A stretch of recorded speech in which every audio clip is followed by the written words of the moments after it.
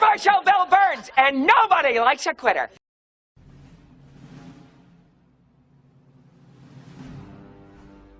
Welcome back to Matrix Wars for another video about Star Wars and Disney.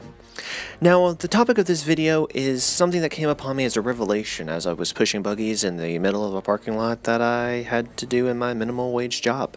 And that is Disney Star Wars really the Star Wars canon?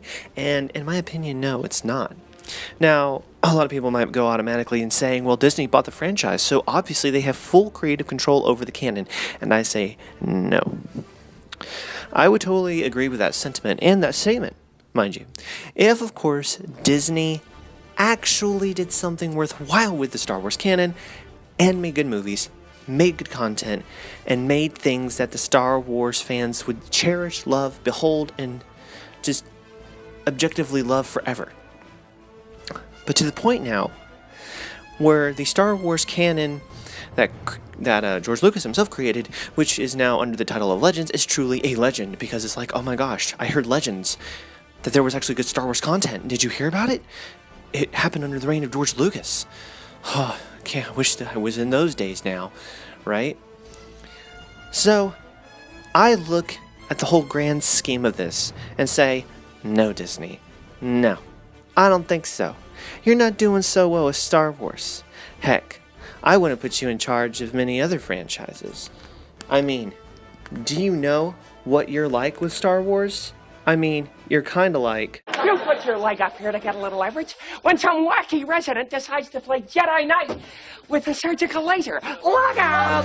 Oh. Hey, fella, watch it! You can take somebody's eye out with that thing! Ah! Ah!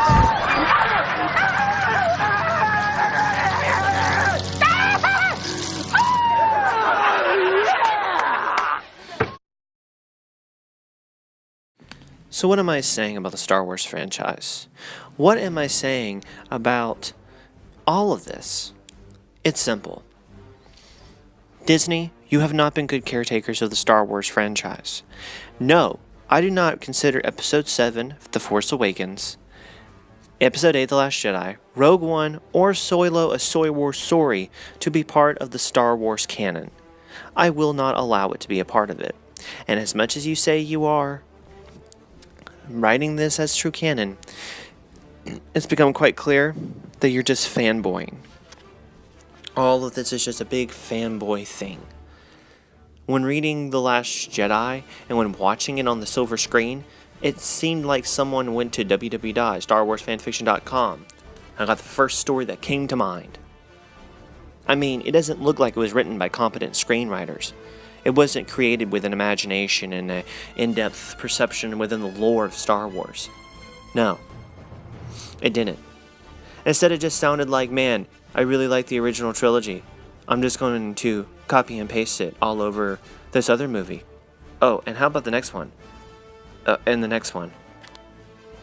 Yeah, and then after that, we have no ideas, so we'll just, quit it then.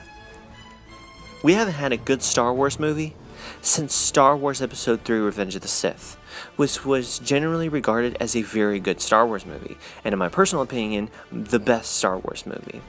I know that's a rare opinion, but it is my favorite Star Wars movie.